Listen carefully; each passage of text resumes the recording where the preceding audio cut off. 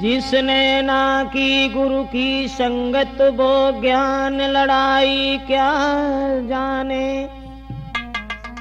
और जिसने ना चाखी छाछ कभी वो दूध मलाई क्या जाने। पतिव्रता होती कैसी है, बद चलन लुगाई क्या जाने, और जिसके ना गई होई पाई बिमाई वो पीर फराई क्या जाने।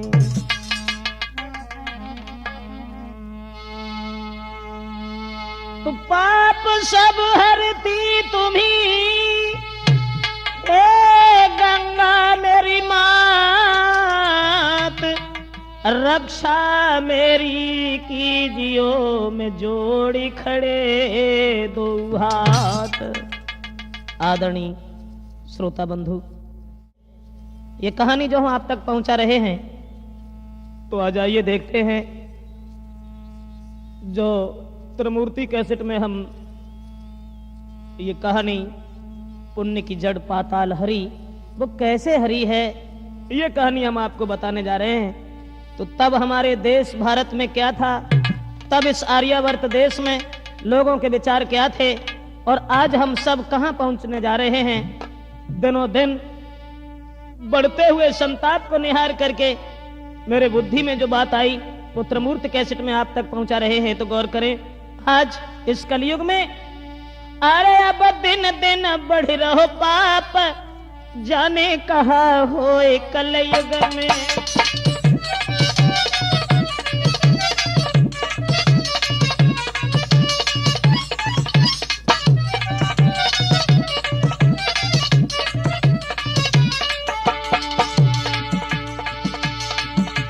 देश भारत वही एक वीरों की भूमि है जिसे विदेशियों ने सोने की चिड़िया कह के पुकारा।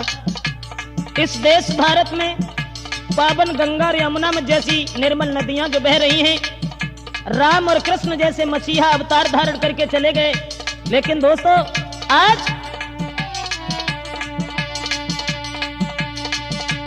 ना कोई पुण्य धर्म को जाने, ना ही बुरो भलो पहचाने।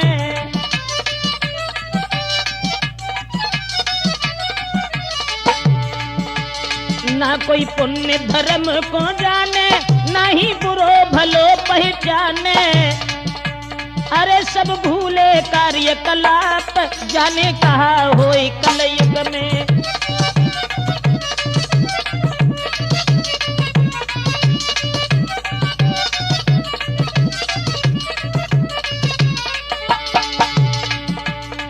दर दर भटकत ही भिखारी, ना कोई भी करो न को डारी। बढ़ रहे दिन दिन यते संताप, जाने कहा होए कलयुग में।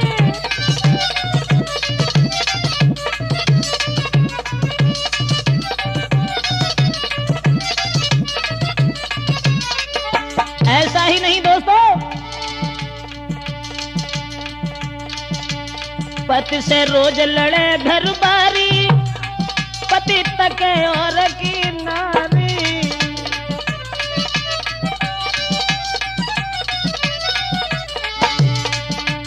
पति से रोज लड़े घर बारी, पति तके और की नारी। दुखी है बेटा से घर बाप, जाने कहा होए कलयुग में।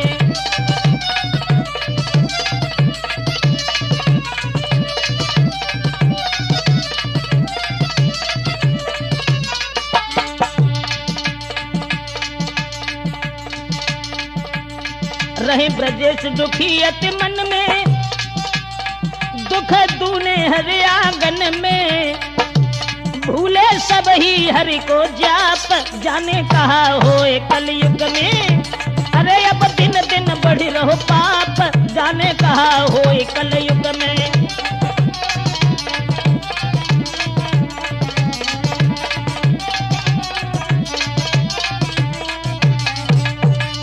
दोस्तों, आ जाइए देखते हैं इस कहानी की ओर कि पुण्य की जड़ भला पाताल तक कैसे हरी है। तो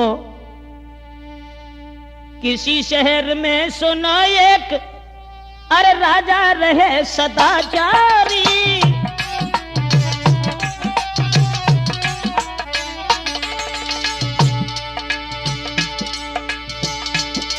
अरे किसी शहर में सुनो एक, राजा रहे सदाचारी। और सुबह से लेके शाम तक ब्राह्मण को दान करे भारी।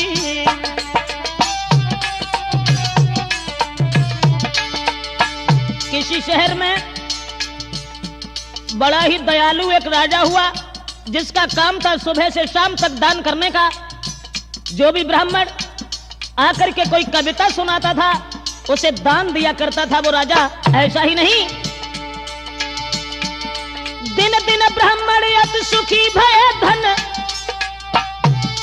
दिन दिन ब्राह्मण अति सुखी भय धनवान सभी दिखलाते थे। कविता अपनी कह करके मुंह मांगा इनाम पाते थे।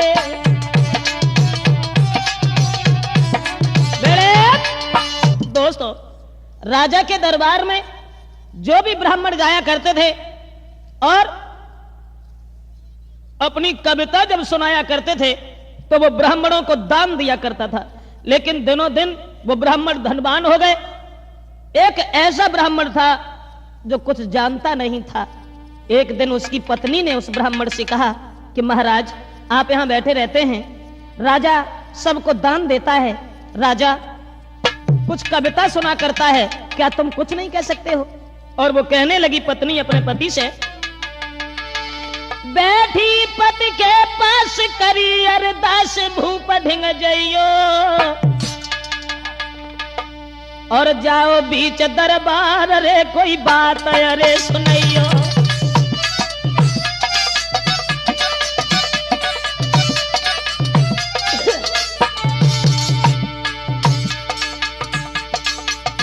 जो एक ब्राह्मण बड़ा सीधा था, सज्जन था, राजा के पास तक नहीं जाता था, वही एक गरीब रह गया, सब धनवान हो गए। एक दिन उस ब्राह्मण की पत्नी ने इशारा किया और जवाब दिया कि महाराज चले जाइए। बैठी पति के पास करी अरदास भूप ढिंग जइयो, भूप ढिंग जइयो। और जाओ बीच दरबार में कोई बात अरे सुनइयो। और मिले तुम्हें धनमाल लौट तत्काल पास मेरे आइयो, पास मेरे आइयो। अरे होई गरीबी दूर न बिलम लगाइयो, होई गरीबी दूर न बिलम लगाइयो।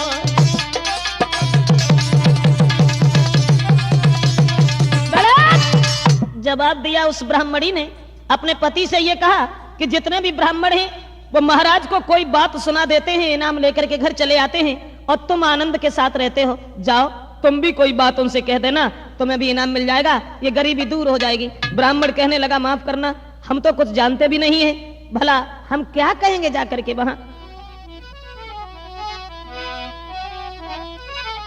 और वो ब्राह्मण अपनी पत्नी से कहने लगा, अरे तब ब्राह्मण कहियो बानी।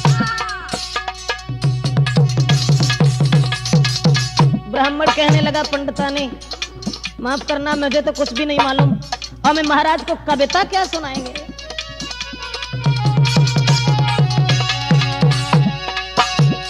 अरे ब्राह्मण ने कही तब बानी, काहे मेरी करे बदनामी। ना कोई कविता हमने जानी, कहीं कौन सी बात रे बखानी।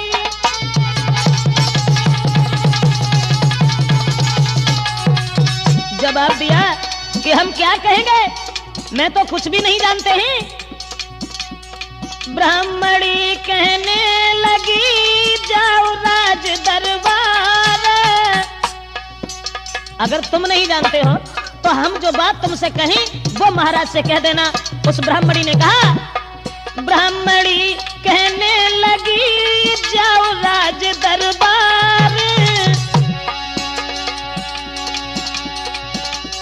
हम जो तुम्हें सिखावत ही कहियो पिया हमारे।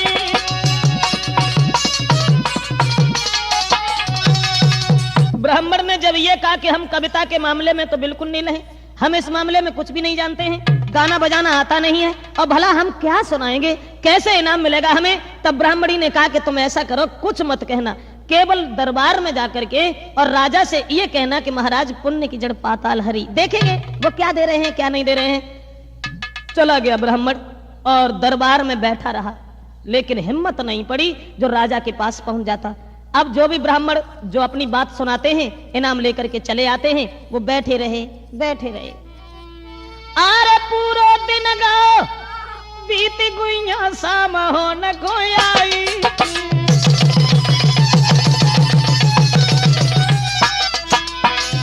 दरबार में अरे पूरा दिन गाओ बीत रे जब शाम हो न गोयाई,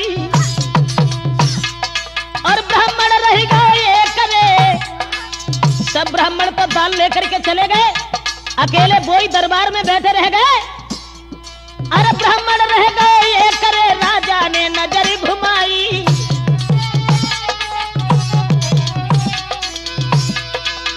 जब केवल एक ही ब्राह्मण रह गया, महाराज ने देखा कि दरबार तो ब्राह्मणों से खाली हो गया, लेकिन ये ब्राह्मण आज कोई नया आया है और न जाने क्यों बैठा है। तुरंत अपने पास बुला लिया, महाराज कहो तुम अपने मन की बात, कैसे बन भयो तुम्हारो हुई आई अब रात।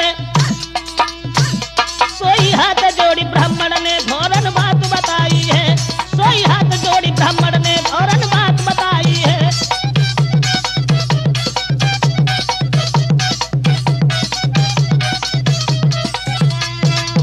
जैसे ही अकेला एक ब्राह्मण जब रह गया तो महाराज ने अपने पास बुलाया और जवाब दिया, केवल हमें ये बताओ कि तुम क्यों आए हो, सुबह से आए हो, शाम हो गई, बैठे बैठे तुम अपनी बात बताओ, तुम क्या कहना चाहते हो। जब इतनी बात कही कि तुम क्या कहना चाहते हो, तो ब्राह्मण को जानते थे नहीं और तुरंत ही अपनी पत्नी की बात याद आ गई और कहने लगे, महाराज क्या बताएं, बस वही बात है कि पुण्य की जड़ पाताल हरी। और जो इतनी बात राजा ने सुनी, उनके दिमाग में न जाने कौन सी बात आ गई और कहने लगे, ऐसा करो इस ब्राह्मण को जितना भी दान और लोगों को मिलता है उससे इसे दूना इनाम दे दो। वो राजा, अरे राजा दिल में गरसाई, दूना इनाम दो गहाई।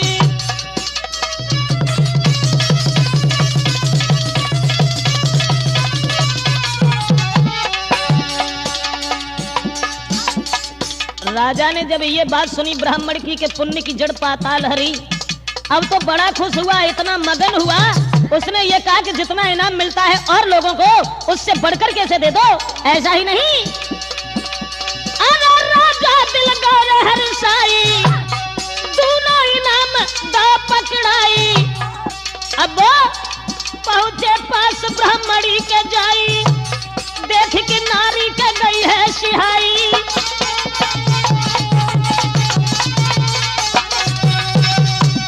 दोस्तों, अब तो जैसे ही ब्राह्मणी के पास वो धन दौलत लेकर के पहुंचे हैं, बड़ी खुश हुई वो पंडितानी और कहने लगी, महाराज देखो तुम जाया नहीं करते थे, अब तुम कुछ भी मत कहना महाराज से, केवल इतनी बात कहना और हमेशा ये गरीबी दूर बनी रहेगी। धीरे धीरे दोस्तों वो दिन भी आ गया कि वो दिनों दिन बढ़ते चले गए और ब्राह्मण जलने लगे, सोचने लगे कि इसे इतना बड़ा इनाम क्यों दिया जाता है। दिन दिन बेदूने बढ़े, वो जो बाद में उन्होंने बात बताई थी वो ब्राह्मण, दिन दिन बेदूने बढ़े, ब्राह्मण गए खिसियाई और किसी तरह से नीच को सो नीचो देव दिखाई।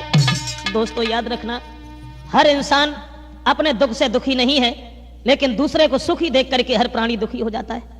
न जाने संसार में क्या होने जा रहा है। और दूसरे ब्राह्मण ने जब देखा कि इसे तो रात दिन इनाम ज्यादा मिलता चला जाता है, अब कोई ऐसी बात बने जो इसे मरवा दिया जाए। मगर मैं तो यही कहता हूं कि हे कलयुग महाराज, तुम्हारे शासन में कि अब साचन की कदर नाए, झूठन के सत्कार। अब सांच न की कदर नाई झूठन के सत्कार, काऊ को न लेके देवे तासे कहीं होशियार, सीधे साधे भोले भाले उनसे लोग कहें गमार, साह को बतावे चोर चोर बने साहूकार।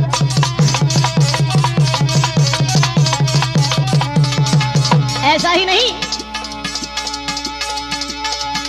विप्र भय विद्याहीन, क्षत्रिय भय बलहीन, वैश्य भय लोभी कामी, शूद्र भय पराधीन, चारों ही वर्ण निज धर्म से भय छीन, तप गयो तेज गयो बुद्धि है गई मलिन।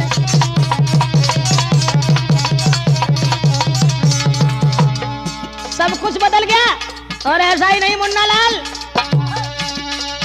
अरे मित्रन के ऐसा ठाट मिल मिल के घात करे, तुम करो नेकी उल्टी दगा प्यारे साथ करे, माल मारे जाल डारे हान दिन रात करे, ठगाई के काजे बड़ी मीठी मीठी बात करे। अब सधवन पे वस्त्र नाई विधवा श्रृंगार करे, नारी छोड़ी पति देव अंत जो घर बार करे, अपनी सुंदर नारी छोड़ी वैश्य से प्यार करे। ऐसा ही नहीं, अरे बेटी नाचे बापू देख रहे, अरे बिटिया नाचे बापू देख रहे, तनिक नहीं शर्माए रे कलयुग के जमाने, तन कैसे खेल दिखाए रे कलयुग के जमाने। ध्यान रखना दोस्तों, सांचन की कदर न झूठन के सत्कार, काऊ को न लेके देवता से कहे होशियार, सीधे साधे भोले भाले उनसे लोग कहें गमार, और साह को बतावे चोर चोर बने साहूकार। सब कुछ बदल गया। तो हर इंसान कलयुग में अपने दुख से दुखी नहीं है, लेकिन दूसरे को सुखी देख करके सगा भाई भी सगे भाई से दुखी हो जाता है। तो दोस्तों, इधर वो ब्राह्मण जाति के जितने भी लोग थे वो ये सोचने लगे कि इसे कोई उलझन में उलझाया जाए जो दिनों दिन बढ़ता चला जा रहा है। एक ब्राह्मण पहुंच गया राजा के पास और कहने लगा, महाराज तुम्हें मालूम है जो तुमसे ये दान ले जाता है और ये कह जाता है कि पुण्य की जड़ पाताल हरी, आज ऐसा करो इससे ये पूछ लो कि पुण्य की जड़ पाताल कैसे हरी है, और अगर न बता पाए तो इसे फांसी लगवा दीजिए। बोला वो ब्राह्मण, सुने मेरे महाराज बताना आज ये कमम बानी, और पुण्य की जड़ पाताल हरी है कैसे तुमने जानी।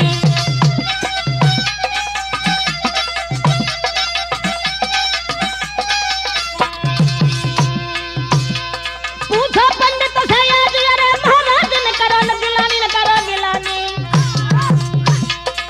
इतनी सुनी बोला बाइला है पंडित ज्ञानी, इतनी सुनी बोला बाइला है पंडित ज्ञानी।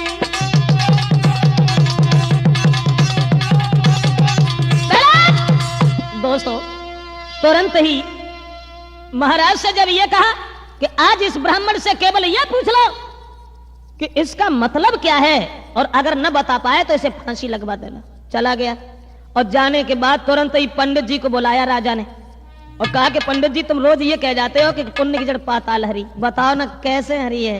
बोले कि कहिए पंडित महाराज आज एक वो ही बात बतानी है।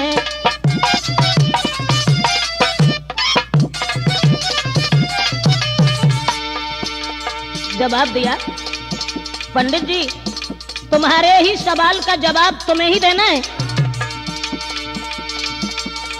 कहा पंडित जी महाराज आज एक वो ही बात बतानी है, और पुण्य की जड़ पाताल हरी ये कैसे तुमने जानी है।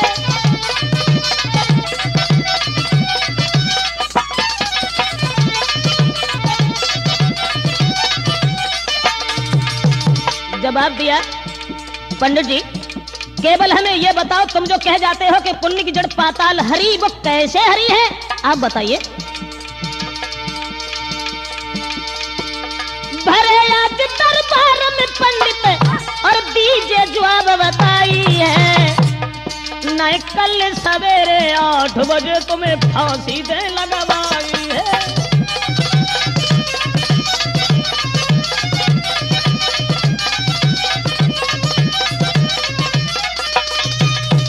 राजा ने कहा कि ये बताओ पंडित जी पुण्य की जड़ पाताल कैसे हरी है। अब उन्हें तो जवाब मालूम नहीं था, पंडितानी ने बता दिया था कि केवल ये कह देना कि पुण्य की जड़ पाताल हरी, और कुछ भी नहीं मालूम था, बता नहीं पाए। तो राजा ने ये कहा कि जाओ और जो कुछ खाए हुए हो सो खाए ली हो जाए। कल सुबह 8 बजे तुम्हें फांसी लगवा दी जाएगी। दोस्तों दूसरे ब्राह्मण जितने भी थे बड़े खुश हुए, सोचने लगे चलो ठीक है कल सवेरे मारा जाएगा, कहानी खत्म। इधर अब पंडित जी को भोजन तक अच्छा नहीं लगा, घर आ गए। पंडितानी पूछने लगी कहिए पंडित जी क्या हुआ, उदास कैसे हो? जवाब दिया पंडितानी, मैंने तुमसे कहा था कि हमें दूर रखो राजा से और तुमने जबरदस्ती हमें भेज दिया, लेकिन अब कल सुबह मुझे फांसी लगेगी 8 बजे और जल्लादों से ये कह के चले गए राजा कि सुबह 8 बजे जो भी आ जाए उसे पकड़ करके फांसी लगा देना। राजा का हुक्म कैसे कोई टाल सकता था वहां? ये कहा कि सुबह 8 बजे जो भी आ जाए उसे पकड़ के फांसी लगा देना और वो चले गए। पंडितानी ने जब सुनी के महाराज जो पंडित जी हैं उनकी सुबह फांसी है तो बोली मरे काय को जातो, फांसी सवेरे है, अबे थोड़ा ना आवे काय को प्राण छोड़ने दे, तो ऐसा करो महाराज। अरे कहे पंडितानी पंडित जी धीरज धर ले मन में,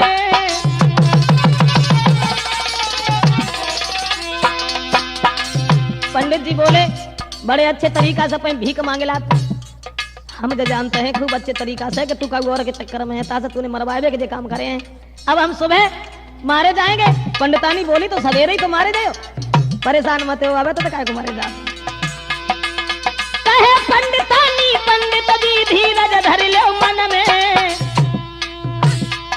और फांसी कल सवेरे हुई है, ए फांसी कल सवेरे हुई है, मरे जाता क्यों घर में।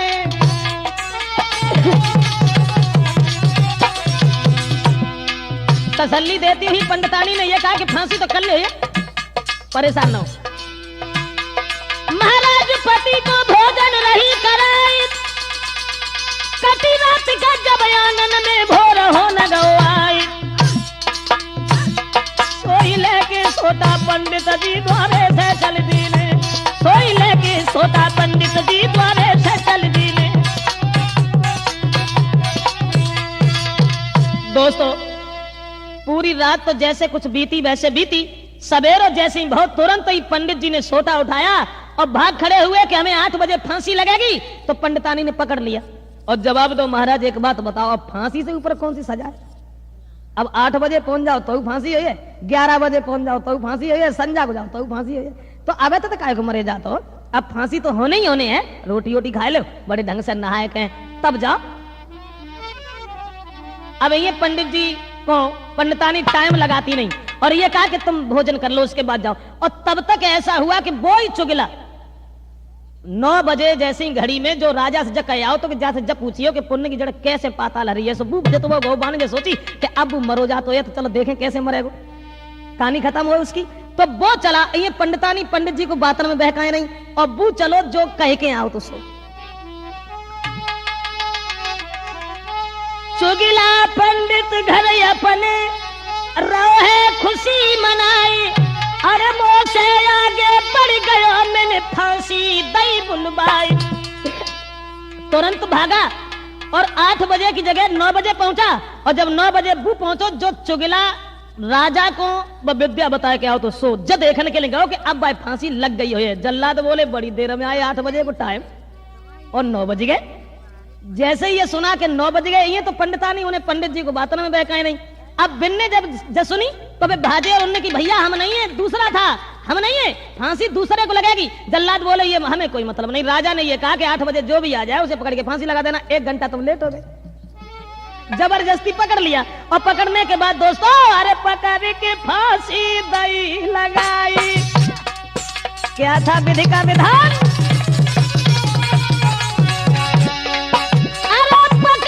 फांसी बैरे लगाई, मिल गया मजा दगा को भाई,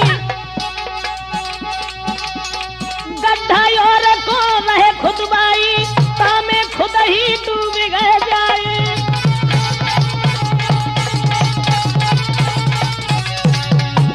जिस सुगिला ने फांसी लगवाने के लिए कहलाया था उसी को पकड़ के फांसी लगाई गई। जल्लाद बोले 1 घंटा लेट आए और कानून कैसे? दोस्तों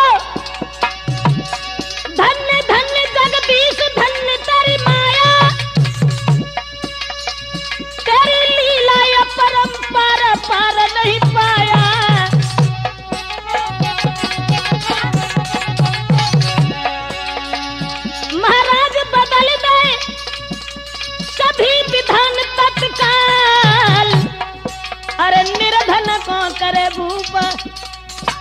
भगवान की विचित्र लीला, निर्धन को करे भूप, बनाए दे राजा को कंगाल। इसलिए दोस्तों, कब दिन माटी में मिल जावेगी जब सोने सी हवेली, कब दिन माटी में मिल जावेगी सोने सी हवेली, कब दिन। इधर जो दूसरे के लिए गड्ढा खोद रहा था, उसी में खुद ही जाकर के समा गया। दोस्तों, जल्लादों ने उसे मार दिया। और ये अब धीरे धीरे जब घर में 11 बज गए, तब पंडितानी से बोले, पंडित जी क्या जाने नहीं दोगी, राजा नाराज हो जाएंगे। पंडितानी बोली, तो फांसी तो ज्यादा कोई लंबी सजा तो ना है, फांसी तो ही है, ऐसा करो अब जाओ। और लंबो तिलक लगाए के, कमंडल हाथ में पकड़ के, और पंडित जी जब आगे बढ़े। लेकिन दोस्तों, 11 बजे पंडित चले जब लंबो तिलक लगाए फांसी के लिए, बोले उठे जल्लाद से मोई फांसी देव लगाए। जल्लादन के पास पहुंचे कि पंडित जी ने कही कि अब हमें फांसी लगा दो। भैया हम लेट हो गए, 8 बजे का टाइम था, लेकिन 11 बज गए।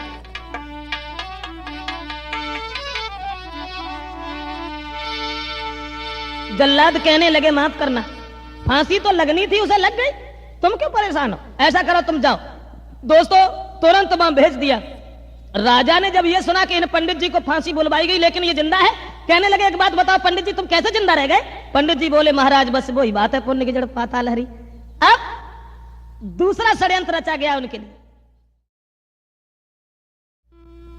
दोस्तों,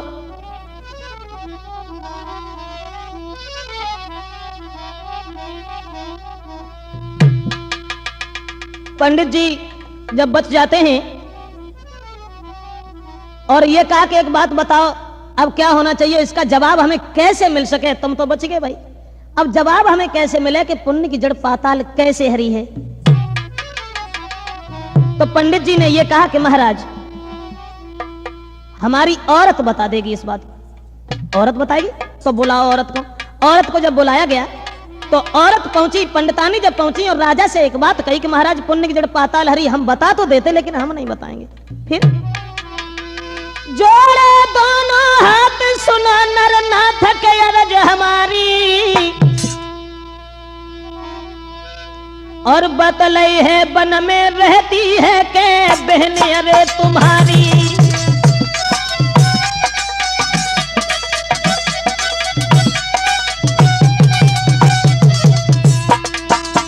पंडितानी ने यह कहा कि माफ करना, हम इस बात का जवाब तो नहीं देंगे, लेकिन तुम्हारी बहन एक वन में रहती है, वो इस बात का जवाब देगी। तो राजा कहने लगे कि हमारे बहन तो कोई है ही नहीं, मैं तो माँ बाप का अकेला लड़का हूं। जवाब दिया, नहीं, वन में चले जाओ, वन में तुम्हारी बहन रहती है।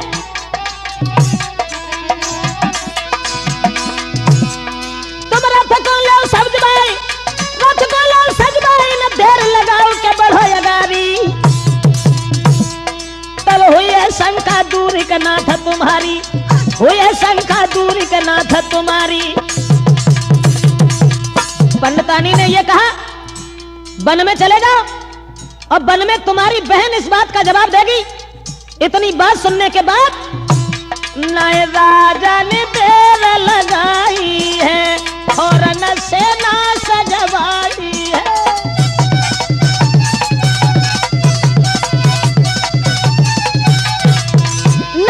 राजा ने देर लगाई है और न सेना सजवाई है।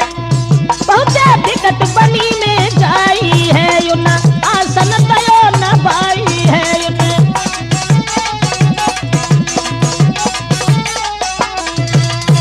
पंडितानी ने जब यह इशारा किया कि महाराज माफ करना, इस सवाल का जवाब हम नहीं दे पाएंगे, लेकिन जंगल में एक तुम्हारी बहन रहती है, उस बहन से जाकर के पूछ लेना। राजा ने मना किया और यह कहा कि हमारे तो बहन कोई है ही नहीं। कहने लगी, नहीं, तुम्हारी एक बहन है, उससे जाकर के पूछ लेना। फौज लेकर के महाराज जब चले, वन में पता लगाते लगाते पहुंच गए और सोचने लगे कि इस सवाल का जवाब हमें सुनना बहुत आवश्यक हो गया। अब हम जरूर पूछेंगे कि ये कैसे पुण्य की जड़ पाताल तक पहुंच जाती है। तो वहां जब पहुंचे और उस लड़की ने जैसे ही आते हुए राजा को देखा वन में, तुरंत उठ करके खड़ी हो गई, तपस्या कर रही थी। और खड़ी होने के बाद राजा से बोली। राजा कुछ कह नहीं पाए, उससे पहले लड़की कहने लगी, अरे कहो भूप तुमको रे के भेजो है पंडितानी। लड़की से कोई बात नहीं कह पाई और तब तक वो लड़की कहने लगी, आइए भैया, क्या तुम्हें पंडितानी ने मेरे पास भेजा है? एक जो सवाल लेकर के हमारे पास आए हो, बैठो, बताएंगे, जरूर बताएंगे। अरे कहो भूप तुमको भेजो है पंडितानी और पुण्य की जड़ पाताल हरी के तुमने अब न जानी।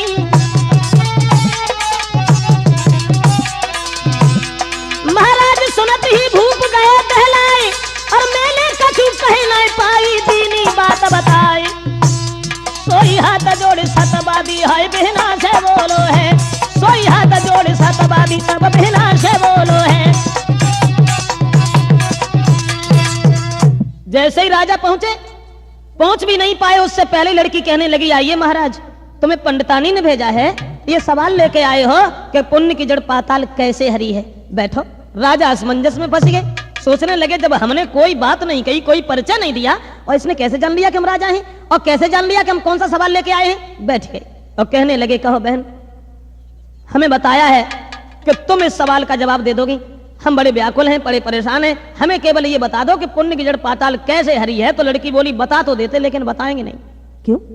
जवाब दिया, हम नहीं बताएंगे, तुम अपने घर चले जाओ। और लड़की बोली, तुम अपने घर को जाओ और सवाल को मैं न बताऊंगी।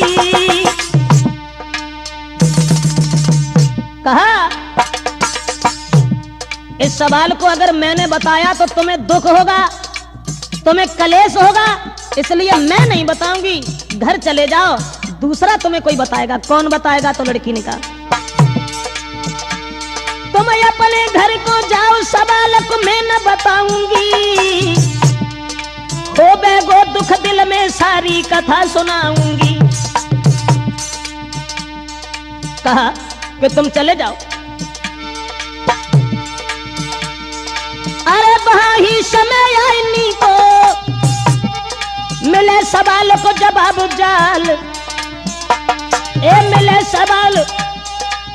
सवाल को जवाब जाल, मिट जावे गुटी को। जरा सी बात के पीछे यहाँ तक भाग रहे हो, परेशान हो रहे हो, लेकिन तुम्हारे राज्य में, तुम्हारे महल के पीछे एक घर है, उस घर में चले जाओ और वहां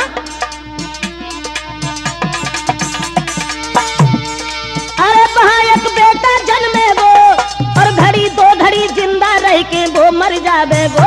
वही तुम जवाब बतलावे रे, वही तुम्हें ज्वाल बतलावे, तुम जइयो बा के पास तुम्हें फौरन वो सटकावे।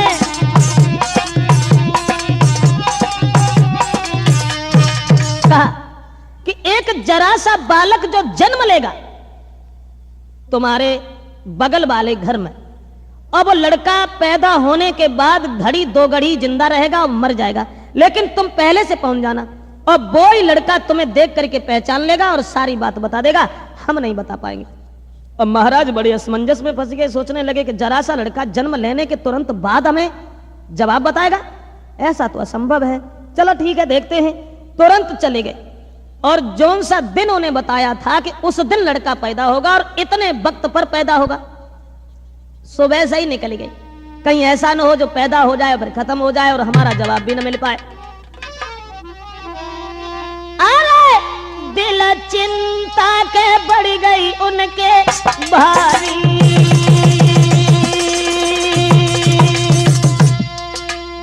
सोचने लगे कि जरा सा बालक जवाब देगा मुझे।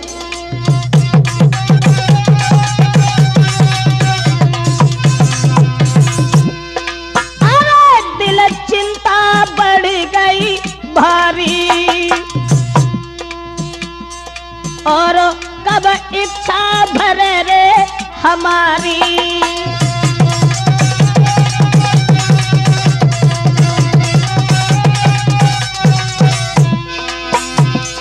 अरे कब जन्म गोरे तारी, भोजन तक है दौरे बिसारी। सज्जनों, अब तो इसी फिक्र में, इसी चिंता में उन्होंने भोजन तक छोड़ दिया और सोचने लगे कि हमें सवाल का जवाब कैसे मिलेगा। जहां जाते हैं वही बढ़ा देता आगे और कह देता है कि जाकर के उससे पूछ लेना, उससे पूछ लेना। अब बीतो समय कछु और लगा कर गौर सुनो नर नारी, और आओ समय नजदीक रे राजा ने कीनी तैयारी। जो लड़की ने दिन बताया कि उस दिन लड़का जन्म लेगा तुम्हारे बगल वाले घर में, वह चले जाना। जब वो समय आया तो वो तुरंत ही राजा चले।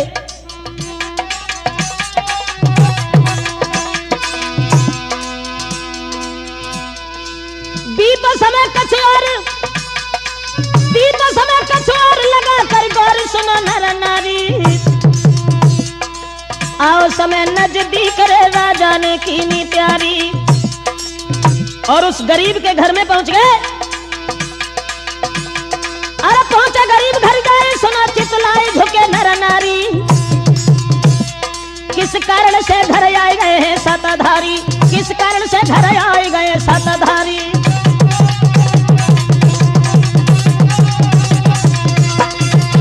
राजा अपने सिपाहियों को लेकर के और गरीब के घर जाकर के पहुंच गया। उसी दिन जो टाइम बताया था उस टाइम से 2 घंटा पहले ही पहुंच गया कि कहीं ऐसा न हो जो लड़का पैदा होने के बाद मर जाए और हमें जवाब भी न मिले। 2 घंटा पहले से ही पहुंच गए। गांव के सब लोग इकट्ठे हो गए कि राजा आज गरीब के घर क्यों आए हैं। कहा कि महाराज कैसे आना हुआ। जवाब दिया कि यहां पर एक लड़का जन्म लेगा और वो लड़का हमारे सवाल का जवाब देगा। गांव के लोग बोले हमें लगा तुझे ना कि तुम एक जरा सा बालक और भला क्या जवाब दे सकता है। अब गांव की बहुत लंबी भीड़ हो गई, लेकिन जो लड़की ने समय बताया था ठीक उसी समय पर लड़के का जन्म हुआ। और जब लड़का पैदा हुआ उठ करके तुरंत बैठ गया और जो औरतें थीं उनसे ये कहा पैदा होते ही होते उस लड़का ने कि राजा यहां आए हुए हैं, वो हमारा इंतजार कर रहे हैं, उन्हें बुला करके मेरे पास ले आओ। जो इतनी बात सुनी राजा भागते हुए वहां पहुंचे कि लड़के का जन्म हो गया। और जब वहां पहुंचे हाथ जोड़ करके राजा कहने लगे बेटा हमें माफ करना, हम तुम्हारे पास कुछ आस लेके आए। जवाब दो आस का लेके आए हो। वन में जो लड़की रहती है उसने ही तो तुम्हें भेजा है। अब बड़े असमंजस में सोचने लगे कि ये तो जरा सा बालक पैदा होते ही होते और बताने लगा कि वन से चलो बताओ। कहने लगे बताएं क्या, तुम केवल ये पूछने आए हो कि पुण्य की जड़ पाताल कैसे हरी है। तो देखो मैं बता रहे हैं, हम ज्यादा देर तो नहीं जिंदा रहेंगे, हम ऐसे ही मरते रहते हैं, पैदा होते रहते हैं, लेकिन तुम हमारे सगे भाई हो। और जो वन के बीच में लड़की रहती थी वो हमारी तुम्हारी सगी बहन है। और जो पंडितानी ने यह बात कही थी वो तुम्हारी स्त्री है। अब मैं बता रहा हूं कि पुण्य की जड़ कैसे पाताल हरी है। तो वो लड़का जवाब देने लगा महाराज कि बात कोई बड़ी नहीं है कि तुम सगे हमारे भाई हो और बहना जो वन में रहती है। कहा कि कुछ पूर्व जन्म के संस्कार तप ज्वाला में वो जलती है।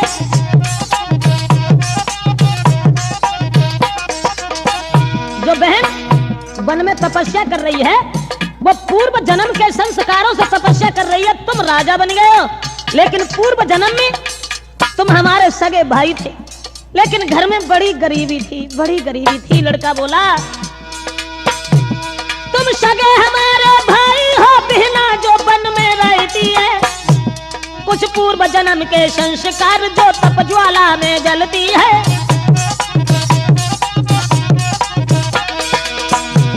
पंडितानी से बात भई तुम्हारी और वो ही नारी तुम्हारी है। अब सुनो हकीकत तुम सारी, हम कह रहे का था अगारी है।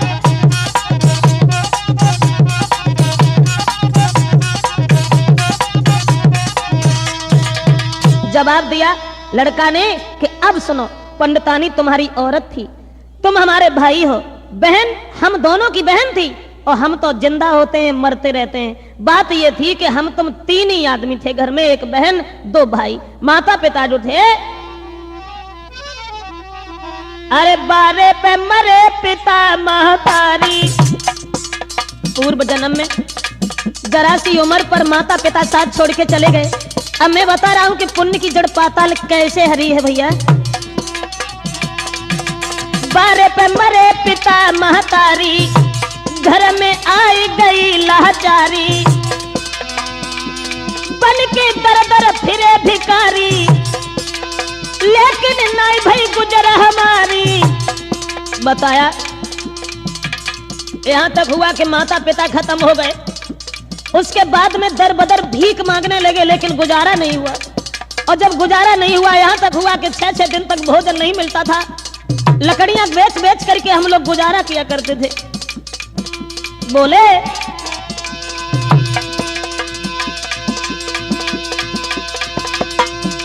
लकड़ी बल से बीन अन्न लाते थे, जैसी हिस्सा में पड़े बांट खाते थे। इतनी बड़ी गरीबी थी, पेट नहीं भरता था, लकड़ियां बीन के जैसा कुछ मिल जाता था, भूखे रह जाते थे, लेकिन सब लोगों में संगठन था जो बांट करके खा लेते थे। एक दिन ऐसा हुआ, महाराज का जीवन बन गया दुखदाई, और 6 दिन हुए गए बीते अन्न मिलो नाए भाई। अब तो मारी भूख से बिना आंगन में बिलखानी, अब तो मारी भूख से बिना जब आंगन में बिलखानी।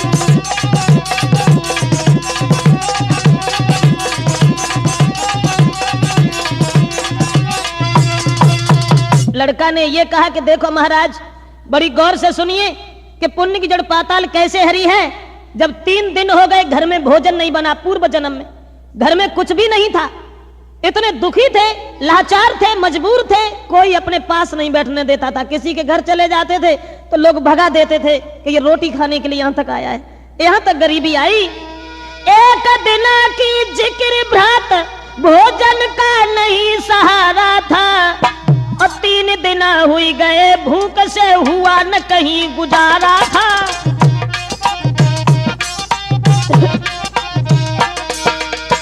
3 दिन तक भोजन दूर रहा, पानी तक नहीं मिला हम बहन भाइयों को। उसके बाद अरे भीख मांगे तुम ही लाए। लड़का बोला तुम ही भीख मांगने गए थे, भीख मांगे तुम ही लाए, सब दिन मेहनत करके भारी, और नारे तुम्हारी ने आंगन में करी भोजन वाली तैयारी।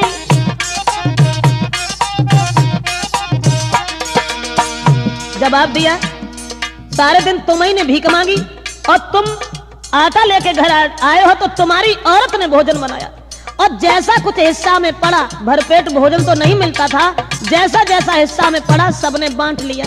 लेकिन भैया बात एक और थी।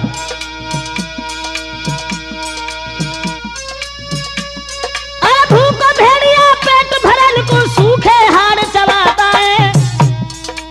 जवाब दिया जब कुछ नहीं मिलता है, भूखो भेड़िया पेट भरल को सूखे हाड़ चबाता है, उसमें तो कुछ नहीं भी मिलता, केवल मतलब केवल मन को बहलाता है।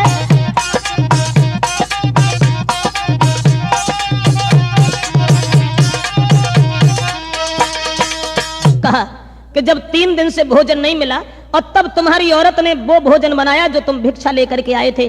फिर ऐसा हुआ कि अपने अपने भाग को बांट करके बैठ गए, खाना खा नहीं पाया था।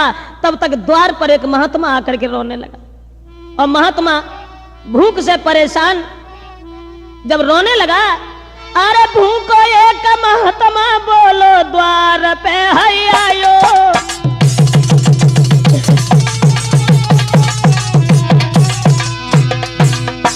हम तुम तो भूख से परेशान थे ही, भोजन खा नहीं पाया, खाने बैठे ही थे, तब तक एक महात्मा आ गया। भूखो एक महात्मा तोले द्वार पे है आओ, और हाथ जोड़ के सबसे रेखे बाने वचन सुनाओ।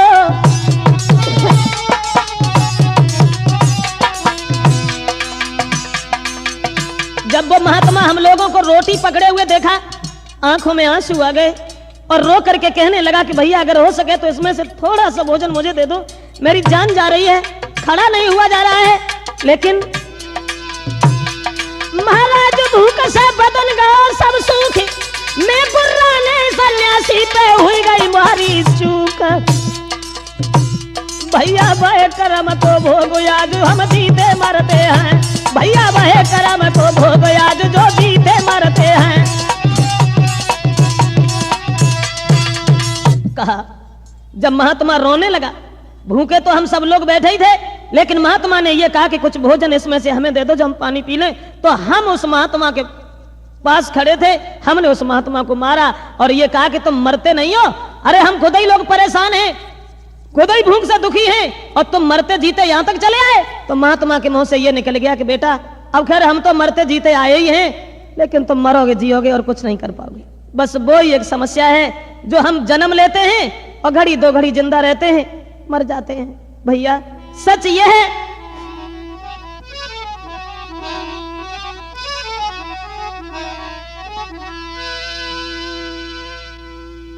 और बताया कि आज जो बहन तपस्या कर रही है, उस बहन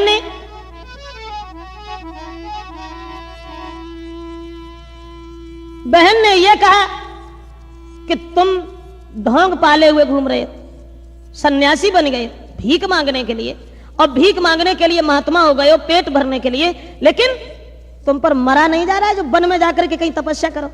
केवल इसी बात के पीछे आज वो मरी जा रही है, रात और दिन तपस्या की है, परेशान है। और लेकिन तुमने दया दिल करी, देर नहीं करी के संत बुलाओ। भूखे तो थे ही सब लोग, लेकिन तुम ही भीख मांग के लाए थे, तुम्हारे हृदय में रहम आ गया था। तुमने दया दिल करी, देर नहीं करी के संत बुलायो, और अपनो हिस्सा दे दो रे नहीं तुमने बिलम लगाओ।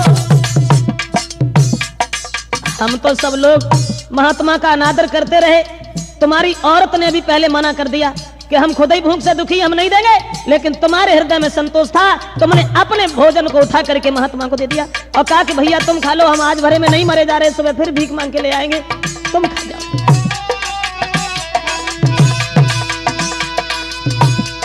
अरे तुमने दया दिल करी, देर नहीं करी तो संत बुलाओ रे संत बुलाओ, और अपनो हिस्सा दे दो रे नहीं तुमने बिल्कुल खाओ।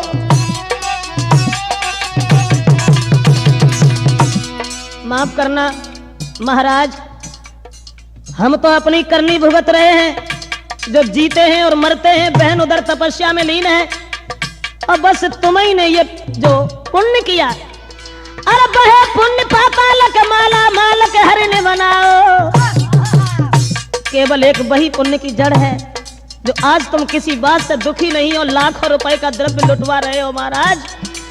वह पुण्य पातालक माला मालक हरिण बनाओ, अपने अपने कर्मन के फल को पाओ, अपने अपने कर्मन के फल को पाओ। लेकिन ध्यान रखना मुन्ना लाल, कर्म की रेखन तारे तरे और कर्म कुकर्म सुकर्म करावे, कर्म से इज्जत मान मिले और कर्म विमान पर स्वर्ग पठावे, कर्म भिखारी को भूप करे और कर्म ही भूप पर भीख मंगावे, अरे कर्म बिचारे ब्रजेश कहे है कर्म ही सातों कर्म करावे।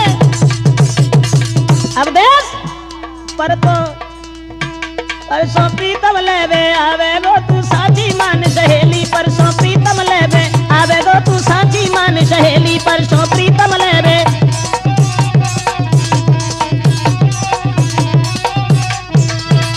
कहा जो भी बात थी वो ये थी कि तुमने तो वो पुण्य किया है जिसकी जड़ पाताल तक हरी। ऐसे ही है भैया, जो तुम लाखों रुपए की दौलत लुटवा रहे हो, लाखों इंसान तुम्हारा चेहरा देखने के लिए तरस रहे हैं, लाखों सम्मान कर रहे हैं, लाखों तुम्हारा हुक्म बजा रहे हैं, और हम तो ऐसे ही जिंदा रहते हैं और मरते हैं, बस कुछ भी नहीं, केवल कर्म का फल भुगत रहे हैं। उसी समय बताया कि तुम्हारी औरत ने पहले मना किया था, इसलिए उसने पंडितानी बनने के बाद पंडित के साथ गरीबी उठाई, और उसके बाद उसने जब देखा कि ब्राह्मण का इस महात्मा का पेट नहीं भरा हमारे पति के भाग से, उसने अपना भी हिस्सा बाद में दे दिया, उस महात्मा का पेट भर दिया, और इसलिए कष्ट उसने भी उठाए। उसके बाद तुमने उसे इनाम दे करके आज धनवान बना दिया। जो भी बात थी वो हमने तुम्हें बता दी। पहले मन कर और बाद में दया बिचारी है, अपने हिस्सा से याद हो भोजन की परसी थारी है। पंडितानी ने यह भूल की, पहले तो महात्मा से मना कर दिया, फिर देखा कि महात्मा भूखा रह गया तो अपने भोजन में से आधा भोजन महात्मा को दे दिया, आधा खुद खा लिया, जिसलिए उसने दुख उठाए और आज तुमने इनाम दे दे करके धनी बना दिया। सब ही पंडितानी जो गरीबी में गुजर चलाई है, आधे हिस्सा की दौलत तुम पंडित के हाथ गहाई है। इसलिए बिले है बार बार भैया मत ना अभिमान करो, हम सब तो कल को भोग भोगी, तुम दो हाथन से दान करो।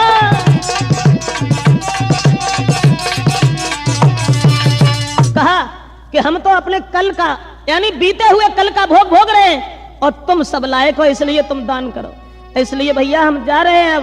अरे पुण्य की जड़ पाताल लो, ऐसे भ्रात हरि है। उस लड़का ने कहा महाराज ये पुण्य की जड़ पाताल लोक ऐसे भ्रात हरि है, हम सब बन गए निर्मोही रे के तुमने दया करी है।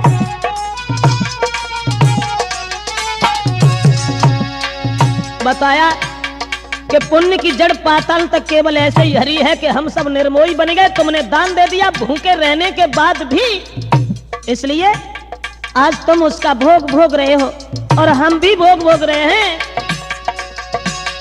महाराज समय अब मेरा हुआ और इतनी देर से ज्यादा जग में कभी न टिक पाओ। सोई भरे आखिन में नीर पुत्र ने बात सुनाई है, सोई भरे आखिन में नीर पुत्र ने बात बताई है। दोस्तों जिस समय लड़का आंखों में आंसू लेकर के कहने लगा है कि महाराज मेरा समय तो पूरा हो चुका है, हम तो यूं ही जन्मते और मरते रहेंगे सारी जिंदगी, अब हमें यहां से जाने दीजिए। इतने वचन कहने के बाद इतनी कह करके गिरो धरती और मिथ्या संसार को छोड़ दिया।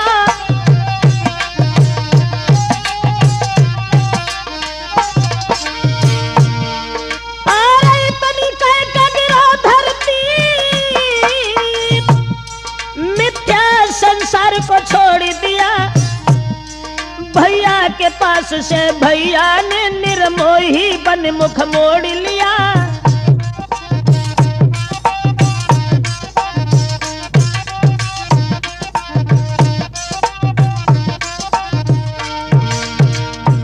इधर दोस्तों महाराज बड़े दुखी हैं, लड़का उधर खत्म हो जाता है, लौट करके अपने घर चले आते हैं सवाल का जवाब सुनने के बाद। मगर माफ करना शीशन बिना झुकाए